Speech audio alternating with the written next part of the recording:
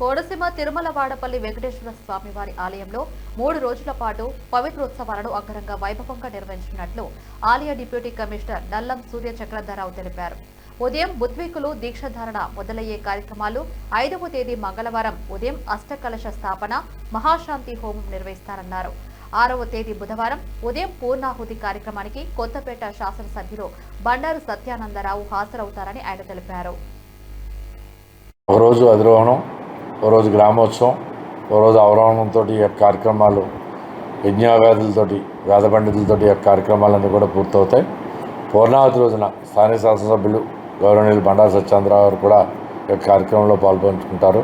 కావున భక్తులందరూ కూడా ఈ 3 రోజులు స్వామివారి పవిత్రోత్సవ కార్యక్రమంలో పాల్గొని స్వామివారి తీర్థప్రసాదాలు స్వీకరించి స్వామివారి కృపపాత్రలు అవుతారని మీ ద్వారా అందరికీ కూడా భక్తులందరికీ విజ్ఞప్తి చేస్తున్నాం. ఓం నమో వెంకటేశాయ నమః.